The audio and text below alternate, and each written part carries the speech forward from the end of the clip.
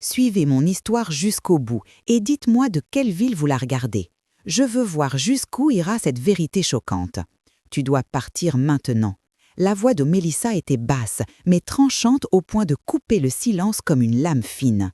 Elle se tenait devant la porte de la cuisine, les bras croisés, le regard dur déjà fixé sur l'idée que je ne devrais plus être là. Je restais immobile, juste derrière le seuil, tenant encore la carte d'anniversaire que j'avais écrite pour Élise. Mes mains tremblaient légèrement, mais je gardais le visage calme. Je tournais la tête vers Julien, cherchant instinctivement ce regard qu'il me donnait toujours lorsqu'il se retrouvait coincé entre nous. Mais cette fois, il ne détourna pas le regard. Il se leva lentement de la table, essuya ses mains sur une serviette, puis planta ses yeux dans ceux de Mélissa sans vaciller. « C'est la maison de ma mère. Si quelqu'un doit partir, c'est toi. » On aurait dit que tout l'air de la pièce s'était figé d'un seul coup. Même Élise, perchée au bout de sa chaise, une trace de glaçage rose sur la joue, cessa de mâcher. Les petites flammes des bougies d'anniversaire continuaient de danser derrière elle, mais personne ne bougea pour les souffler. Les yeux de Mélissa s'écarquillèrent. « Tu es sérieux ?» lança-t-elle, la voix soudain plus aiguë. « Je ne vais plus faire semblant », répondit Julien, toujours d'un calme étrange. « Tu ne peux pas traiter ma mère comme si elle était inutile. »« Tu l'as choisie au lieu de ta femme ?» cracha-t-elle. « Je choisis la femme qui m'a tout donné, » dit-il, sans une seule hésitation. Je restais là, incapable de respirer pendant ce qui me sembla presque une minute entière. Je regardais mon fils, non pas comme le petit garçon que j'avais élevé, mais comme un homme qui, pour la première fois depuis des années, me voyait vraiment. Mélissa recula d'un pas, déstabilisée. « Tu fais une erreur, Julien ?» « Non, » répondit-il doucement. « L'erreur, je l'ai faite il y a 3 ans, quand je t'ai laissé entrer dans cette maison et que tu l'as vidée de tout ce qui la rendait vivante. » Élise murmura « Papa ?» Alors Julien se tourna vers elle et son regard se radoucit aussitôt. « C'est bon, ma puce, tu es en sécurité. » Je déposai la carte sur la table, très doucement, comme si un geste trop brusque pouvait faire éclater ce silence tendu. Le glaçage sur le gâteau commençait déjà à fondre, et pour la première fois depuis longtemps, la glace dans ma poitrine fondait avec lui. Les autres enfants étaient partis, trop effrayés par l'atmosphère lourde. Mélissa avait prétexté qu'il valait mieux rester en famille, mais nous savions tous que la tension avait vidé la pièce plus vite que n'importe quel au revoir. Elle avait ce talent étrange, renaudeler chaque moment, l'alourdir d'un seul regard, d'un seul mot. 3 ans de fêtes d'anniversaire auxquelles je n'avais pas été invitée à participer. 3 ans de décoration commandée sans me consulter. 3 ans de photos où il manquait toujours une personne, moi.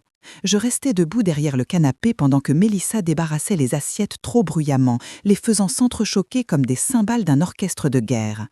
Elle se retourna enfin vers moi. « Tu n'as même pas acheté le gâteau, » dit-elle d'un ton sec. Je ne haussai pas la voix. « J'ai payé le toit au-dessus de ta tête. » Le silence qui suivit fut plus tranchant que tout ce que nous avions échangé auparavant. Mélissa ouvrit la bouche pour répondre, mais Julien parla avant elle. « On ne peut plus continuer comme ça. » Il regardait dans ma direction, mais les mots frappèrent Mélissa comme une gifle invisible. Elle laissa tomber une fourchette qui résonna sur le sol. Et dans ce moment suspendu, j'ai compris que plus rien ne serait comme avant. Avant de vous dévoyer ma vengeance surprenante, vous pouvez vous abonner à la chaîne et aimer la vidéo pour m'inspirer pour les prochaines vidéos. Je suis restée un instant plantée dans la cuisine, le souffle court, comme si mes jambes avaient oublié comment bouger. La voix de Julien résonnait encore dans ma tête, mêlée à l'écho du silence glacial de Mélissa. Pendant que les bougies fondaient lentement, je sentais mes pensées remonter loin derrière, à une époque où tout était différent, plus simple, plus doux. J'ai 62 ans, veuve depuis presque 10 ans. Avant ça, j'étais couturière. Pas une grande styliste, non, juste une femme qui raccommodait les ourlets du voisin, ajustait les robes de mariée de la ville et mettait de côté chaque centime pour que mon fils puisse poursuivre ses études d'architecture. Pendant 20 ans, ma vie tournait autour de lui, ses cahiers, ses projets, ses nuits blanches. Je me souviens encore des soirées où je cassais mes yeux sur des ourlets invisibles juste pour pouvoir glisser un billet de 50 € de plus dans sa tirelire d'étudiant. Quand il a rencontré Mélissa, j'ai senti dans sa voix qu'il était heureux. Et j'étais heureuse pour lui, sincèrement. Lorsque Mélissa m'a proposé un jour « Vous devriez venir vivre avec nous, ce serait plus simple », j'ai hésité. J'avais peur de m'imposer. Mais elle insistait avec un sourire parfait, trop parfait peut-être. Vous êtes la mère de Julien, vous avez votre place ici. » À ce moment-là, je n'ai pas vu ce que je vois aujourd'hui.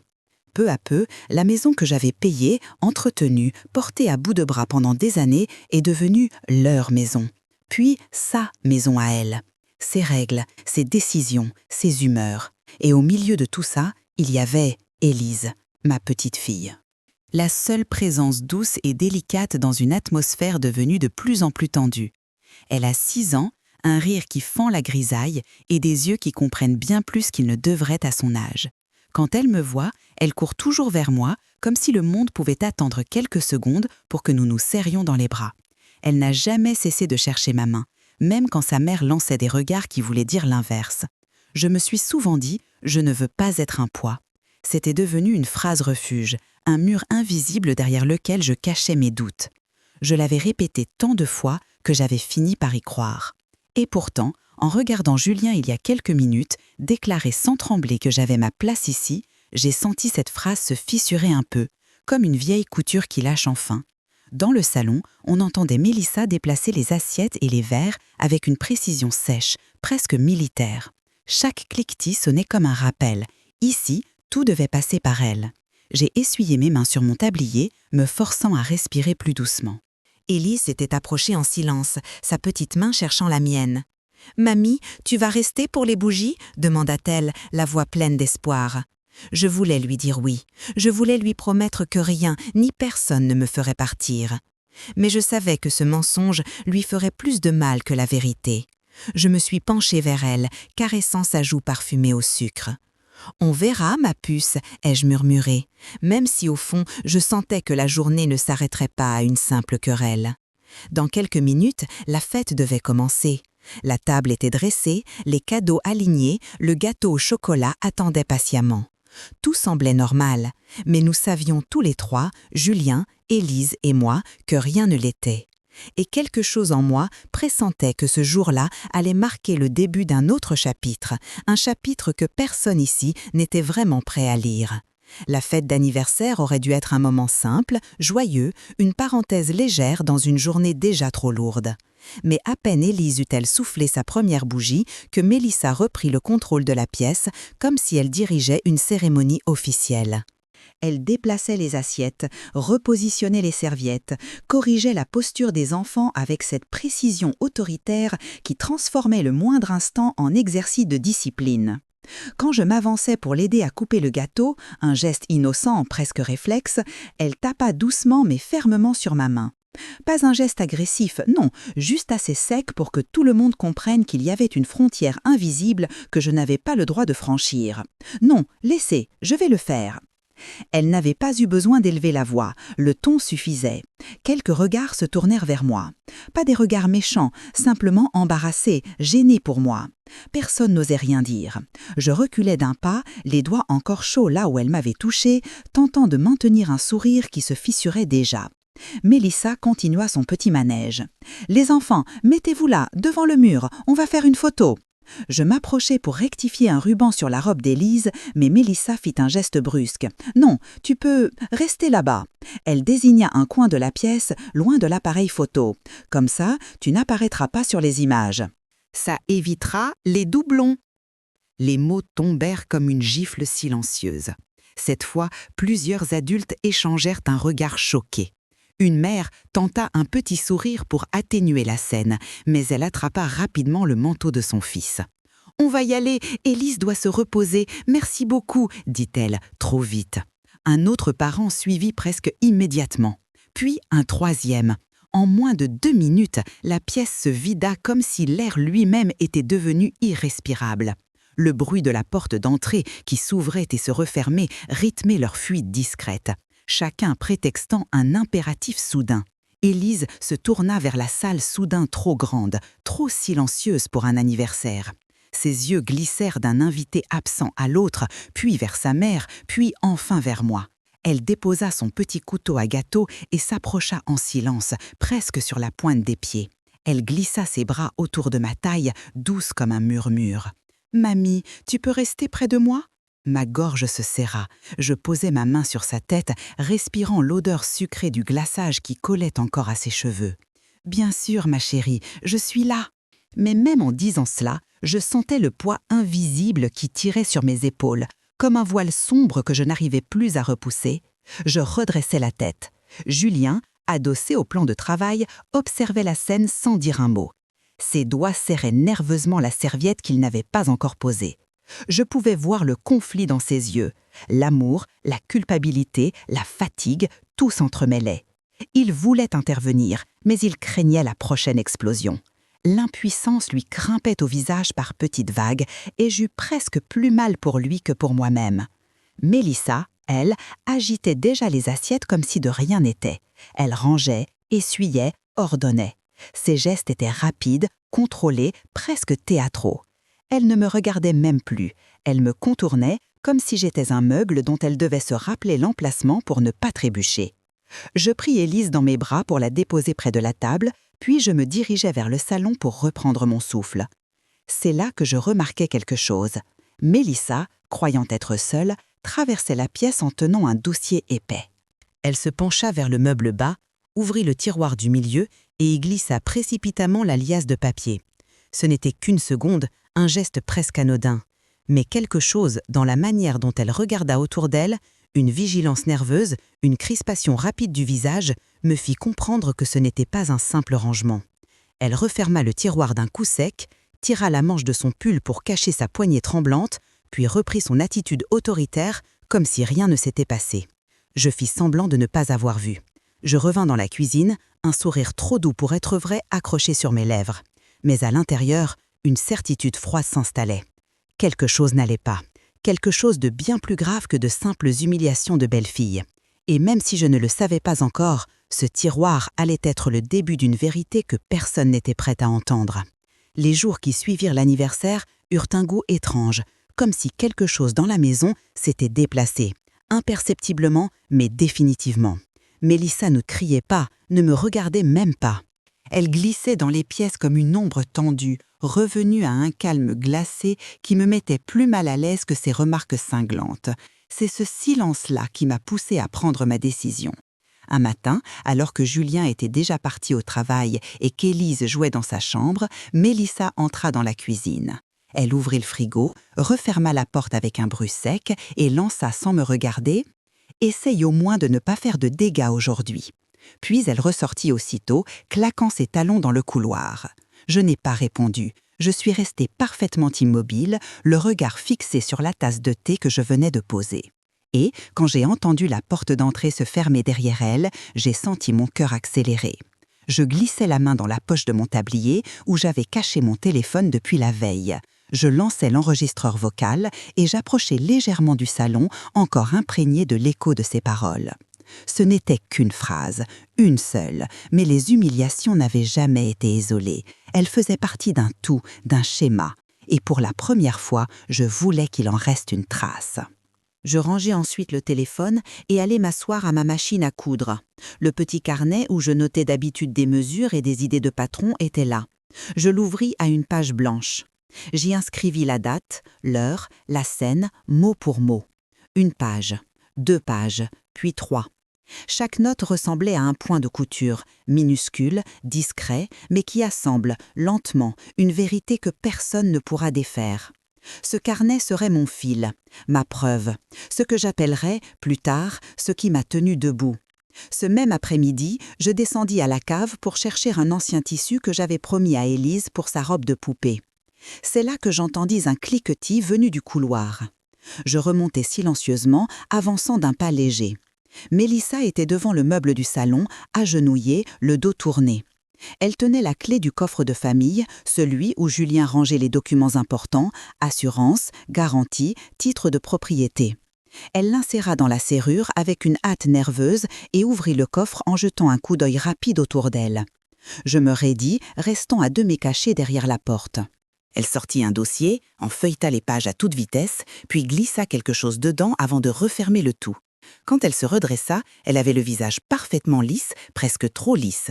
Elle remit la clé dans sa poche, puis alla dans la cuisine, sifflotant faux comme si elle voulait effacer le son réel de ce qu'elle venait de faire. Je recula doucement, retournant dans la cave avec mon tissu, afin qu'elle ne soupçonne pas un seul instant ma présence. Dans mon ventre, un nœud se formait. Elle avait peur que je trouve quelque chose, peut-être parce qu'elle avait déjà commencé à m'effacer.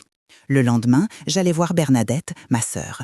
Elle travaillait encore quelques heures par semaine à la petite bibliothèque municipale. Elle leva les yeux de son livre quand j'entrais et ses sourcils se froncèrent immédiatement en voyant mon expression. Nous nous installâmes au fond de la salle, là où personne ne viendrait nous déranger. Je lui racontai tout, les humiliations, le gâteau, les invités partis, la phrase de Julien, la tension, les papiers que Mélissa cachait, le coffre, tout. Elle resta silencieuse au début, me regardant avec ce mélange de tendresse et d'inquiétude qui n'appartient qu'aux grandes sœurs. Puis elle posa sa main sur la mienne. « Claudine, il faut que tu te protèges, ça ne peut plus continuer. Et Julien ne peut pas voir tout ça s'il est toujours épuisé, pris en tenaille. Aide-le à ouvrir les yeux, prends des notes, garde des preuves, tu fais bien. » En sortant de la bibliothèque, je me sentais un peu moins seule, un peu moins dans le brouillard. Le soir, en rentrant, j'ai surpris Julien dans le salon, immobile devant le tiroir où Mélissa avait rangé le dossier la veille. Il ne l'ouvrait pas, il ne touchait à rien, mais il le fixait d'un air sombre, comme si quelque chose en lui avait enfin compris un morceau du puzzle. « Ça va ?» lui ai-je demandé doucement. Il ne m'a pas regardé. Elle change, ou peut-être que je commence juste à voir. Sa voix tremblait légèrement et je n'ai pas insisté. Je savais. Ce n'était que le début. Le lendemain matin, je me réveillais avec cette sensation étrange, comme si une nouvelle pièce venait de s'ajouter au puzzle qui m'entourait depuis des mois. Je me levais plus tôt que d'habitude, avant même que la bouilloire n'ait le temps de ronronner. La maison était encore plongée dans un silence fragile, celui qui précède les premiers pas, les premiers mots, les premières tensions. Mélissa dormait encore, heureusement. Julien aussi. J'avais donc une fenêtre de quelques minutes, peut-être 1 heure, pour faire ce que je devais faire. Je descendis au salon, ramassai mon petit sac beige, puis me dirigeai vers le meuble où étaient rangés les documents. Je n'ouvris rien, je savais que Mélissa avait l'œil aiguisé et le moindre détail déplacé aurait suffi à la mettre en alerte. Mais sous le tapis, juste derrière le canapé, il y avait la photocopieuse portative que j'avais achetée il y a des années pour mes patrons de couture.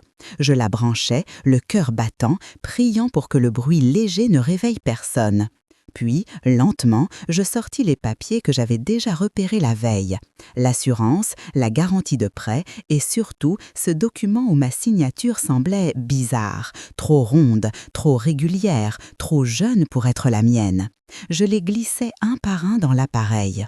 Chaque copie qui glissait dans ma main ressemblait à une petite victoire silencieuse, une preuve de plus, un fil que Mélissa n'avait pas prévu dans sa toile. Quand j'entendis les pas d'Élise dans l'escalier, je rangeai tout en vitesse. Je débranchai l'appareil, remis la pile exactement où elle était, puis allai dans la cuisine verser de l'eau chaude dans la théière. Élise entra, les cheveux ébouriffés, traînant sa petite couverture rose comme une plume derrière elle. « Mamie, tu es déjà debout ?» demanda-t-elle en frottant ses yeux. « Oui, ma chérie, je préparais juste le thé. Tu as bien dormi ?» Elle hocha la tête, puis grimpa sur la chaise, les jambes se balançant dans le vide. Au moment où je posai une tasse devant elle, elle lâcha une phrase qui me coupa le souffle. « Maman a dit que tu devrais vivre dans la cave bientôt.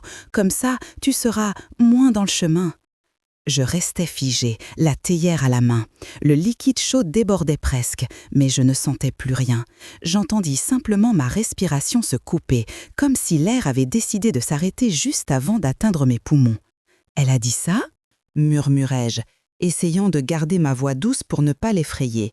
Élise hocha la tête, puis ajouta « Elle dit que tu prends trop de place. » Je déposai lentement la théière. Je ne voulais pas que cette enfant devienne messagère d'une guerre qui n'était pas la sienne. Je tendis la main pour lui caresser la joue. « Tu sais, ma puce, parfois, les adultes disent des choses quand ils sont fatigués, mais ce n'est pas ta faute, d'accord ?» Elle acquiesça, mais je voyais bien qu'elle n'était pas convaincue. Les enfants comprennent plus que ce qu'on croit, parfois même trop. Quelques minutes plus tard, Julien descendit à son tour. Il embrassa Élise sur la tête, puis s'arrêta en me voyant. Ses sourcils se froncèrent légèrement. « Tu es levé tôt. »« Oui, je n'arrivais pas à dormir. » Il eut un regard vers le salon, vers le fameux tiroir, et dans ses yeux, je vis quelque chose que je n'avais pas vu depuis longtemps, du doute. Pas envers moi, envers elle. Je m'apprêtais à poser la main sur son bras quand Mélissa apparut à son tour, les cheveux tirés vers l'arrière, les lèvres pincées. Elle lança un rapide coup d'œil à la table, puis au sac beige que je venais de poser près de moi. Ses yeux se plissèrent légèrement. Elle savait, pas ce que j'avais fait, mais elle sentait quelque chose. C'était écrit dans la manière dont elle serra la poignée du frigo, dans la façon dont sa voix devint trop légère. « Ah, tout le monde est déjà debout, comme c'est charmant !» Je n'ai rien répondu, Julien non plus. Pendant un bref instant, un silence lourd s'installa. Mélissa nous observait, incertaine. Julien la regardait, perplexe. Élise, elle, mangeait ses céréales en humant l'air comme si quelque chose avait changé dans l'atmosphère. Et moi, je tenais la photocopie dans ma poche, une feuille fine, presque fragile, mais qui pesait plus lourd que tout le reste. Je ne savais pas encore où tout cela allait mener, mais une chose était sûre, quelque chose venait de basculer. Et cette fois, je n'allais plus reculer. Le jeudi suivant, la maison avait cette odeur étrange, un mélange d'humidité et de tension, comme si les murs eux-mêmes retenaient leur souffle. Je descendis pour préparer le petit déjeuner et je m'arrêtai net au milieu du couloir. Une bande de rubans adhésifs bleus traversait le sol d'un mur à l'autre. Une ligne droite, agressive, artificielle, plantée en plein milieu du passage comme une barrière de frontière. Je fronçai les sourcils. Qu'est-ce que... Mélissa sortit de la cuisine à ce moment précis, un mug à la main, l'air étonnamment satisfaite. « Ah, tu as vu ?» Elle pointa le ruban du doigt, puis posa la main sur sa hanche. « La cuisine et le salon, c'est ma zone. Tu restes de ton côté. Comme ça, on évitera les malentendus. » Elle dit cela d'un ton si calme que j'eus presque envie de rire. Presque. Mais le rire se transforma en un goût métallique dans ma gorge. « Ta zone ?» soufflai-je. « Oui, répondit-elle, comme si c'était la chose la plus logique au monde. Et je préférais que tu ne traverses pas sans permission. C'est dérangeant. » Je ne trouvais rien à dire, ou plutôt, chaque mot que je pensais semblait trop faible ou trop enflammé. Alors je me penchais, très doucement, et je passais simplement un pied au-dessus de cette ligne absurde. Un pas. Un seul. Mélissa serra la mâchoire. « Tu ne respectes rien. »« Ce n'est qu'un couloir, Mélissa, » murmurai-je. « Non, Claudine, c'est ma maison. » Je restai là, sans bouger, le cœur martelant contre mes côtes. Elle tourna les talons et retourna dans la cuisine, mais pas avant de lancer d'un ton acide. « Ah, au fait, j'ai changé le mot de passe du Wi-Fi. Tu n'en as pas besoin. Élise doit se concentrer. Et puis, ça t'évitera de gaspiller le réseau. » Je sentis mes doigts se crisper sur mon tablier. Le Wi-Fi, la ligne bleue, le ton de propriétaire. Un puzzle dont chaque pièce cherchait à m'effacer. Plus tard dans la matinée, je la vis installer quelque chose dans le coin du salon, juste sous une étagère. Une petite caméra noire, brillante, avec un voyant rouge. Elle ajusta l'angle, se redressa, recula d'un pas pour vérifier. Je m'approchai. « Tu filmes tout maintenant ?» Elle éclata d'un petit rire. « Oh, ça, c'est juste, disons, une précaution. Les objets disparaissent parfois, tu comprends ?»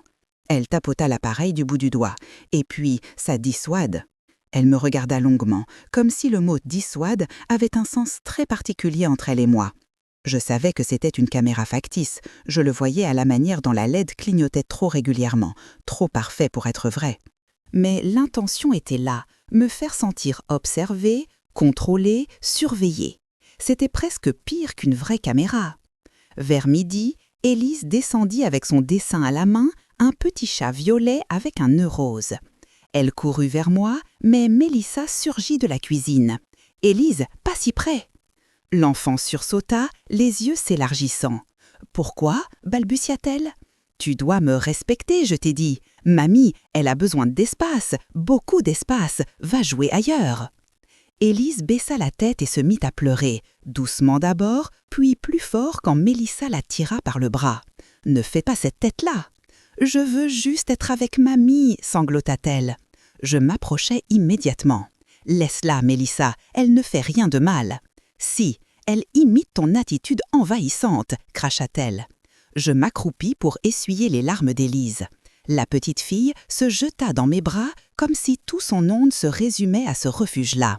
Ses doigts s'agrippèrent à mon gilet. « Je veux rester avec toi, mamie. » Je la serrai, le regard fixé sur Mélissa, qui, derrière nous, bouillonnait de fureur mal contenue. Et je compris soudain, ce n'était plus seulement contre moi qu'elle se battait. Elle voulait couper le lien entre Élise et moi. C'était une ligne bleue sur le sol, mais aussi entre les cœurs. À ce moment précis, la porte d'entrée s'ouvrit. Julien entra, l'air fatigué, son sac sur l'épaule. Il posa immédiatement les yeux sur le couloir, sur la bande, sur Mélissa, sur moi, accroupie, sur Élise qui pleurait. Son regard changea comme une fenêtre que l'on claque, fermée, sec, intraversable. « Mélissa, c'est quoi ça ?» Il désigna la bande au sol. Elle s'empressa de répondre. « Une organisation nécessaire, Claudine !»« Non !» coupa Julien. « C'est quoi exactement ?» Il avait cette voix rare, celle qui sort quand il n'y a plus rien à sauver dans une discussion. Mélissa se remit à parler, trop vite, trop haut. « C'est pour que ta mère respecte mon espace. Elle traverse, elle fouille, elle... » « Elle quoi ? Elle vit ?» Le ton de Julien glaça la pièce. Élise, encore tremblante, tendit sa main vers son père. « Papa, maman a crié sur mamie !» Julien ferma les yeux une seconde, comme si les mots avaient frappé un endroit précis, fragile. Quand il les rouvrit, plus rien dans son visage ne ressemblait à l'homme hésitant que j'avais connu ces dernières années. Il regardait Mélissa, et il voyait enfin. Je savais alors que quelque chose venait de se briser. Pas chez moi, chez eux. Et une fois brisé, un mensonge ne revient jamais à sa forme d'origine. Le lendemain, la maison semblait étrangement calme, comme si Mélissa y avait laissé un vide volontaire en claquant la porte derrière elle. Elle était sortie faire quelques courses, ou peut-être surveiller quelque chose, qui sait, mais sa présence, ou plutôt son absence, flottait encore dans l'air. Julien, lui, était resté à la maison pour travailler. Mais je voyais bien qu'il marchait d'une pièce à l'autre sans réellement regarder son ordinateur. Quand il passa devant le salon, son regard se posa sur le meuble bas, celui du tiroir où Mélissa dissimulait toujours quelque chose. Son pas ralentit, sa main hésita, puis il se retourna vers moi. « Maman, tu peux venir une minute ?» Il parlait doucement, comme si la maison elle-même pouvait écouter. Je le suivis sans dire un mot. Il s'accroupit devant le meuble et sortit la clé du coffre, sa clé, celle qu'il gardait d'habitude dans la poche intérieure de sa veste. Mélissa ne le savait probablement pas, mais il en avait un double. Il introduisit la clé dans la serrure. Le déclic fit résonner une tension presque palpable. Quand il ouvrit le coffre, une odeur de papier ancien et de poussière nous parvint. À l'intérieur, quelques factures, un dossier bleu clair, un classeur gris et une enveloppe épaisse, neuve, immaculée. Julien la saisit. Son expression s'assombrit dès qu'il reconnut ce que c'était. « C'est un contrat de prêt, à ton nom. » Je sentis mon ventre se nouer. « Ce n'est pas possible !» Il ouvrit le document et parcourut rapidement les pages, ses yeux devenant de plus en plus durs. « Regarde ça !» Il me montra la signature, mon nom, écrit d'une écriture parfaitement arrondie, trop régulière, trop assurée, trop jeune. Pas la mienne, pas même une imitation crédible, juste une copie. Je pris une longue inspiration, comme si l'air me brûlait en entrant. « Julien, je n'ai jamais signé ça, jamais. »« Je le sais, dit-il, la mâchoire serrée. Je le savais dès que j'ai vu la date. » Il se mit à fouiller le coffre plus rapidement, ses doigts tremblant légèrement. Et ce qu'il sortit ensuite fit tomber un silence encore plus lourd dans la pièce. Une carte de crédit, à mon nom, une carte que je n'avais jamais vue, jamais demandée, jamais activée. « Elle t'a créé une carte supplémentaire, » souffla Julien, la voix pleine d'incrédulité. « Elle l'utilise depuis des mois, peut-être plus. » J'avais l'impression que les murs tournaient autour de moi. Tout à coup, tout prenait sens. Les colis inconnus, les dépenses étranges, les remarques de Mélissa sur les charges qui augmentent. C'était elle, depuis le début. Julien se leva brusquement, refermant le coffre d'un geste sec. « Elle t'a effacé, maman. Elle t'a effacé pour prendre tout ce qui t'appartient. Elle voulait ce que tu as construit, ce que papa t'a laissé. Elle voulait la maison. » Sa voix se brisa à moitié. Je vis dans ses yeux une combinaison douloureuse. Honte, colère, culpabilité, lucidité brutale. Il revivait soudain toutes les fois où il avait douté de moi, toutes les fois où il avait fermé les yeux par fatigue ou par lâcheté. Je posai ma main sur son bras, doucement. « Julien !» Il secoua la tête. « Non, tu ne mérites pas ça. Tu n'as rien fait pour qu'on te traite comme ça. Tu es... » Je l'interrompis d'une voix basse, mais ferme. « Alors, on va tout remettre en ordre. » Il resta immobile quelques secondes, les mots suspendus entre nous. Puis, il inspira profondément, comme quelqu'un qui vient de comprendre la direction à prendre après s'être perdu trop longtemps. Il prit l'enveloppe, le dossier bleu, la carte de crédit et les posa sur la table du salon. « On va tout passer en revue, ligne par ligne. Je veux savoir depuis quand elle ment, depuis quand elle manipule, depuis quand elle… » Il n'arriva pas à terminer sa phrase. Je tirai une chaise et m'assis à côté de lui. « Julien, écoute-moi. » Il releva les yeux, rougi par l'émotion. « Tu ne m'as pas perdu. Je suis là. Je suis encore là. Et maintenant que tu vois ce qui se passe, nous allons nous défendre, ensemble. » Il hocha la tête, pas un hochement léger, un de ceux qui marquent une décision irréversible. Puis, dans un geste presque instinctif, il prit son téléphone et posa sa main dessus. « Il faut qu'on consulte quelqu'un qui sait. Quelqu'un qui pourra nous dire quoi faire légalement. » Je ne répondis pas tout de suite, j'observais simplement mon fils, cet homme qui avait grandi avec mes sacrifices et qui maintenant se tenait devant moi, prêt à affronter ce qu'il avait trop longtemps ignoré. Dans le silence, une seule pensée résonnait dans ma tête. Ce n'était plus seulement mon combat, c'était le nôtre. Et Mélissa, elle ne savait pas encore que sa façade commençait à se fissurer. Les jours suivants furent comme un long fil tendu, prêt à se rompre au moindre geste de trop. Julien avait apporté les copies des documents dans ma chambre et les avait rangés dans une pochette beige soigneusement étiquetée. Il avait également glissé son téléphone dans sa poche de veste d'un geste qui ne trompait pas. Il était prêt, enfin, à tout regarder en face. Mais ce n'était pas seulement nous deux désormais. Désormais, ma sœur entra dans la bataille d'une manière presque naturelle, comme si elle avait attendu depuis longtemps de pouvoir donner un coup de main. Elle arriva un matin avec un bloc-notes épais, des surligneurs de toutes les couleurs et un regard d'infirmière expérimentée, celui qui voit derrière les mensonges, celui qui lit les micro-expressions que les autres ratent. Nous nous assîmes autour de la table de la cuisine. Les volets étaient à moitié fermés pour éviter que Mélissa, qui faisait semblant de jardiner dehors, ne puisse voir ce que nous faisions. « Raconte-moi tout depuis le début, chaque détail, même ceux qui te semblent insignifiants, » dit Bernadette en ouvrant son carnet. Je lui parlais du gâteau, du ruban bleu, de la caméra factice, des humiliations au fil des mois. Elle notait tout, ligne par ligne, ponctuant parfois mes phrases d'un hochement de tête sombre. Ce n'est pas juste du caractère, Claudine, c'est du contrôle, et du contrôle malveillant. Julien entra à ce moment et posa sur la table un dossier qu'il avait imprimé au travail, l'historique des dépenses, les relevés bancaires, les comparaisons de signatures. Bernadette, qui avait travaillé 30 ans dans le milieu médical, avait l'œil affûté. Elle pointa immédiatement une incohérence, 2 signatures identiques au millimètre près, à 1 an d'intervalle. Une signature naturelle ne peut pas être parfaitement identique. Elle s'est servie d'un modèle. On dirait que quelqu'un a repassé par-dessus. Je restais silencieuse, la gorge serrée. Chaque preuve ajoutée était comme une pierre de plus déposée sur mon cœur. Mais c'était aussi un soulagement de voir, enfin, la réalité prendre forme. Julien inspira profondément. J'ai déjà contacté quelqu'un, un avocat, discret, il peut venir demain. Il veut voir les documents et il veut que tu sois là, maman. Je hochai lentement la tête. Une peur diffuse naissait en moi, mais sous cette peur se glissait quelque chose d'autre, de la détermination. Pendant que nous examinions les papiers, Élise descendit discrètement les escaliers.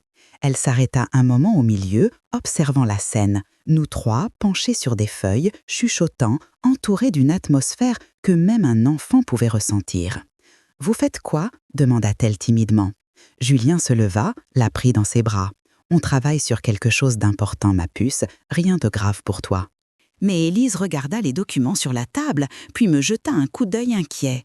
Ses petits doigts se serrèrent autour du col de son père. « Maman, elle n'aime pas quand vous parlez comme ça sans elle.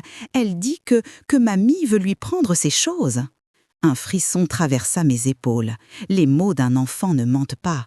Ils répètent ce qu'ils entendent, ce qu'ils sentent, et parfois ce qu'on essaie de leur cacher. Bernadette se pencha vers elle. « Toi, tu aimes ta mamie, n'est-ce pas ?» Élise hocha la tête vigoureusement. « Oui, et je veux pas qu'elle parte, jamais !» Je sentis mes yeux s'humidifier.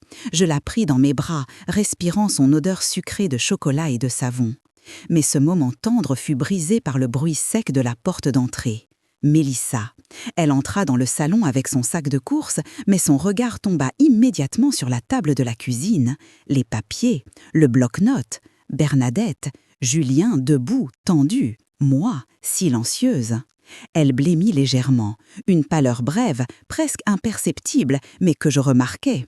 Puis elle récupéra son masque habituel, sourire poli, ton mielleux, faux enthousiasme. « Oh, quelle belle réunion de famille !»« Qu'est-ce que vous faites ? On dirait une petite enquête. » Julien se posta instinctivement devant la table, comme pour protéger ce qui s'y trouvait. « Rien qui te concerne. » Le sourire de Mélissa se fissura d'1 millimètre. Elle posa son sac avec violence, les bouteilles tintant les unes contre les autres. « Je vois. Alors maintenant vous complotez contre moi, dans ma maison ?» Bernadette se leva lentement. « Ce n'est pas ta maison. » Le ton était calme, mais chaque mot tombait comme un verdict. Mélissa lança un regard noir vers elle, puis vers moi. Tu retournes toute la famille contre moi, n'est-ce pas? Depuis le premier jour, tu veux prendre ma place, tu veux... Mélissa. Ma voix la coupa net. Elle se tourna vers moi, furieuse. Je la regardais droit dans les yeux. Je ne veux prendre la place de personne, je veux seulement la mienne, celle que j'ai toujours eue. Un silence glacial tomba. Julien, lui, n'avait pas quitté sa posture. Il n'était plus l'homme hésitant d'avant. Il se tenait comme quelqu'un qui venait de comprendre enfin la forme réelle de la cage dans laquelle il avait vécu. Mélissa prit une profonde inspiration, mais sa voix tremblait légèrement. « Vous jouez avec le feu, tous les trois, et vous allez le regretter. » Puis elle tourna les talons, monta les marches d'un pas sec, presque précipité. Chaque claquement de talons résonnait comme une menace. Quand la porte de sa chambre claqua, Bernadette soupira. Elle sait que tout s'écroule. Julien posa les mains sur la table. Alors demain, on mettra tout à plat, avec l'avocat. Je serrai Élise contre moi. La tempête approchait, mais cette fois, nous étions prêts. Le lendemain matin, la maison semblait flotter dans un silence particulier, un silence qui n'avait rien de normal. Mélissa était montée dans sa chambre depuis l'arrivée de l'avocat, puis avait disparu après une scène trop brève pour être honnête. Quand elle partit enfin, en claquant la porte derrière elle, j'eus l'impression que l'air que nous respirions venait de changer de densité. Julien était assis au bord du canapé, les documents classés par Maître Durand étalés devant lui. Il ne parlait pas, il tournait simplement un stylo entre ses doigts, comme s'il essayait d'empêcher ses pensées de s'éparpiller. « Je vais ranger un peu là-haut, » lui dis-je doucement, en désignant l'étage. Il hocha la tête, absent. Je montai l'escalier lentement, chaque marche grinçant sous mon toit, comme pour avertir que rien de ce qui se trouvait derrière cette porte ne serait agréable à voir. La chambre de Mélissa sentait le parfum sucré et agressif qu'elle utilisait souvent, un parfum qui collait aux rideaux et à la moquette, un parfum que je n'avais jamais réussi à supporter. Je ne savais pas exactement ce que je cherchais, peut-être rien, peut-être tout. Je voulais juste comprendre jusqu'où elle était allée. Je tirai doucement une commode. Les vêtements étaient pliés trop parfaitement, comme si l'ordre extérieur était censé cacher un chaos intérieur. Puis je revis l'une des phrases de Bernadette la veille. « Les gens qui ont quelque chose à cacher, ce n'est jamais dans les tiroirs visibles, c'est dans les fonds, les doublures, les interstices. » Alors je fouillais là où un œil inattentif ne regarderait jamais. Et je le trouvais. Au fond d'un tiroir, derrière un foulard en soie, une feuille pliée en deux. Je la dépliais lentement. C'était un reçu bancaire. 7 200 €. Retiré d'un compte au nom de mon mari décédé. Un compte que je n'avais plus touché depuis sa mort. Un compte que seule une personne ne devrait pas pouvoir atteindre. Je sentis mon estomac se serrer, comme si on me l'écrasait de l'intérieur. Je m'assis sur le bord du lit. Mes doigts tremblaient sur le papier. Je respirais profondément, 1 fois, 2 fois, 3 fois. Mais la brûlure dans ma gorge ne partait pas. Je continuais à chercher, mes gestes plus rapides, moins méthodiques. Dans la table de nuit, entre 2 livres, je trouvais son téléphone. Elle l'avait oublié. L'écran était encore allumé. Mes mains hésitèrent. Mais quelque chose me poussa à appuyer sur la boîte de brouillon. Et là, juste en haut de la liste, un message non envoyé. Une seule phrase, courte, même pas ponctuée. Je vais convaincre Julien de mettre la maison à mon nom. Je restais là, immobile, un long moment. Je crois que je ne respirais même plus. Il n'y avait rien de violent, rien d'explosif dans ces mots. Mais c'était la preuve la plus tranchante, la plus intime, la plus dangereuse. Elle ne voulait pas seulement m'humilier. Elle ne voulait pas seulement me faire disparaître. Elle voulait tout me prendre. Absolument tout. Je descendis lentement les escaliers, mes doigts serrés autour du papier comme pour ne pas tomber.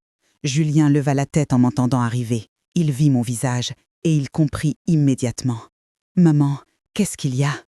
Je posai le reçu devant lui, puis je lui tendis le téléphone. Ses yeux parcoururent la phrase. Le sang se retira de son visage. Il se laissa tomber sur la chaise, comme si quelqu'un venait de lui enlever la force de ses jambes. « Non » murmura-t-il. « Julien !»« Non, non » répéta-t-il, sa voix brisée. Il prit sa tête entre ses mains. Je le regardais, incapable de parler pendant quelques secondes. C'était la première fois que je voyais mon fils s'effondrer comme ça. Pas de colère, pas de rage, juste un homme qui voyait la vérité de trop près et qui en était détruit. Je m'approchai et posai ma main sur son épaule. « Julien, regarde-moi. » Il leva enfin les yeux. Ils étaient rouges, brillants, perdus. Je m'agenouillai devant lui, comme je l'avais fait quand il était petit et qu'il tombait de vélo. D'une voix calme, posée, ferme, je lui dis « Tu n'as rien détruit, tu viens de sauver ta fille. » Ses lèvres tremblèrent. Il ferma les yeux, une larme glissant sur sa joue. Je ne comprends pas. Comment j'ai pu laisser ça arriver? Comment j'ai pu ne pas voir? Je serrai sa main. Parce que tu voulais la paix, parce que tu voulais croire au meilleur. Et ça, Julien, ce n'est pas une faiblesse, c'est ce qui fait de toi un bon père. Il hocha la tête sans parler, avalant sa honte comme on avale un médicament amer. Puis il inspira profondément, longuement, comme quelqu'un qui revient d'un endroit sombre. « Maman, dit-il d'une voix plus stable, ça suffit, elle ne mettra plus jamais la main sur rien qui t'appartient, sur rien qui appartient à Élise, sur rien qui nous appartient. » Il se redressa, essuya ses yeux d'un geste brusque, pas pour effacer sa peine, mais pour reprendre sa place, son rôle, sa force. La vérité était là, maintenant, cruelle, implacable, impossible à nier. Et à partir de cet instant, je savais que plus rien ne pourrait arrêter ce qui allait suivre. Le lendemain, quand l'horloge sonna midi, un silence tendu plana dans toute la maison. On aurait dit que le temps s'était arrêté pour retenir un souffle commun, comme si les murs eux-mêmes savaient que quelque chose allait se briser. Julien vérifia pour la 3e fois le dossier posé sur la table.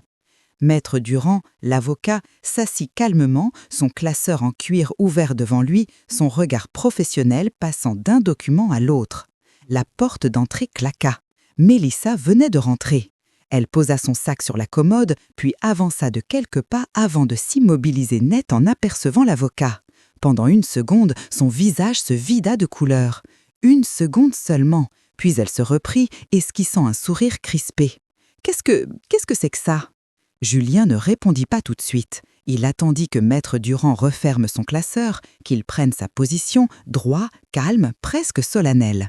Alors seulement il parla. « Ce sont des documents officiels, Mélissa, des papiers que tu devrais lire. » Elle se mit à rire, un rire trop aigu, trop forcé. « Tu plaisantes, un avocat, à l'heure du déjeuner, pourquoi faire? Vous dramatisez tout. » Maître Durand l'interrompit sans hausser la voix. « Madame, il s'agit d'une procédure de séparation de biens et d'un ordre concernant des signatures frauduleuses. Nous allons tout revoir ensemble. » Le rire de Mélissa mourut dans sa gorge. Des signatures frauduleuses. Elle se tourna brusquement vers Julien. « Julien, qu'est-ce que tu racontes? C'est ridicule. Dis-lui que c'est ridicule. » Julien posa lentement une feuille devant elle, la photocopie du prêt, le faux parapef, mon nom déformé. « C'est ton écriture, dit-il simplement. » Mélissa secoua la tête trop vite. « Non, c'est faux. Elle te manipule, elle invente tout. Tu sais comment elle est, ta mère. Elle retourne tout, elle. » Je levai la main calmement. « Je n'ai rien inventé. Tu as laissé des traces. » Elle se tourna vers moi comme si je venais de la frapper. « Tu as toujours voulu détruire mon couple, depuis le premier jour. Tu veux prendre ma place dans sa vie. Tu n'as rien d'autre à faire que fouiller dans mes affaires. » Maître Durand prit une autre feuille. « Et cela, madame? 7 200 € retirés d'un compte qui n'est pas le vôtre. Et cet email brouillon ?» Il glissa l'écran du téléphone vers elle. « Je vais convaincre Julien de mettre la maison à mon nom. C'est bien votre appareil. » Elle pâlit. Cette fois vraiment. « Ce n'est pas ce que vous croyez. Je voulais juste... Elle cherchait ses mots, ses pensées, sa version. Mais tout glissait entre ses doigts comme de l'eau. Julien se leva. Il n'éleva pas la voix.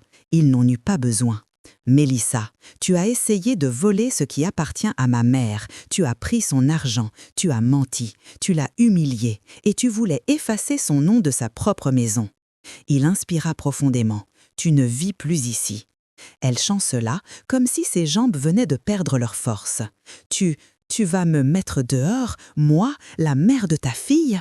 Julien serra le dossier dans sa main. « Oui. » Elle éclata, mélange de rage, de peur, de déni. « Tu vas tout regretter. Tu crois que tu peux faire ça? Tu crois que... » Maître Durand intervint, professionnel, imperturbable. « Les documents sont clairs, madame. La maison appartient légalement à madame Claudine. Vous recevrez une copie de l'ordre de cesser toute gestion financière. Vous devez prendre vos effets personnels. Le reste ne vous appartient pas. » Mélissa éclata de rire, un rire nerveux, agressif, presque cassé. « Vous êtes tous fous, tous, vous n'avez pas le droit !» Mais elle s'arrêta net en voyant Élise, apparue au bas des escaliers. La petite se tenait là, silencieuse, serrant sa peluche contre elle. Elle regardait sa mère avec une incompréhension douloureuse. Puis elle dit doucement « Maman, tu as crié sur mamie encore ?» On aurait dit qu'un souffle venait de traverser la pièce, un souffle qui mettait tout à nu. Mélissa recula d'un pas, puis d'un autre, puis se retourna brusquement et monta les escaliers en claquant les talons. Pendant 20 minutes, on entendit des tiroirs s'ouvrir, se fermer, des valises être jetées au sol, des vêtements arrachés de leur penderie. Chaque bruit était un aveu, un effondrement. Quand elle descendit enfin, elle portait une valise trop remplie, tirant maladroitement la fermeture. Elle ne regarda personne.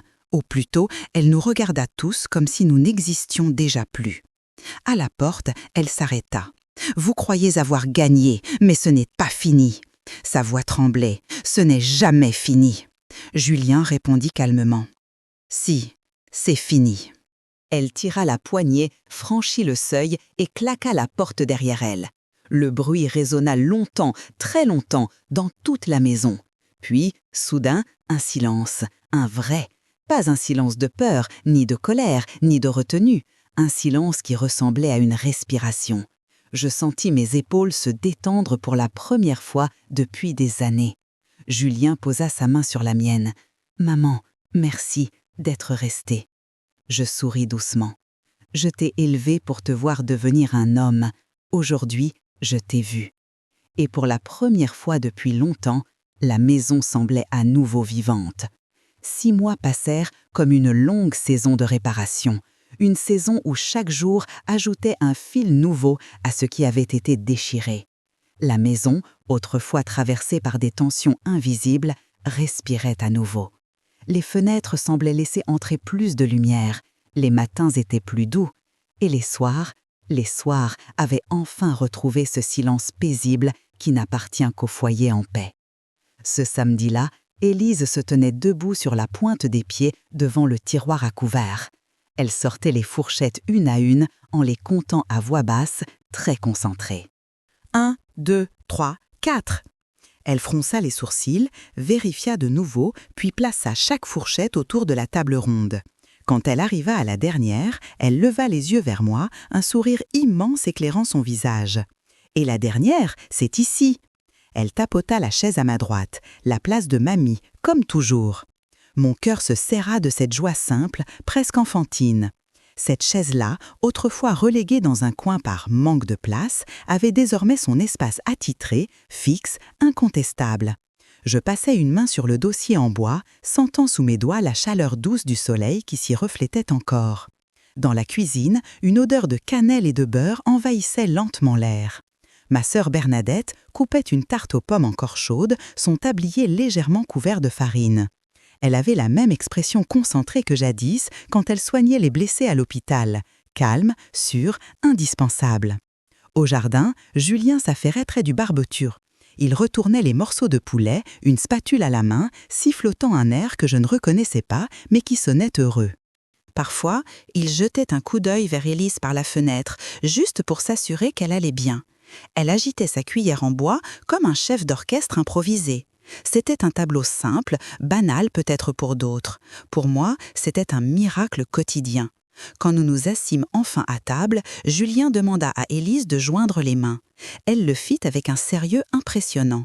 Il dit la grâce, pas la version rapide et mal articulée d'autrefois, mais une prière lente, posée, celle qui laisse les mots flotter assez longtemps pour qu'on les sente vraiment. « Merci pour ce que nous avons retrouvé », murmura-t-il à la fin, en me regardant.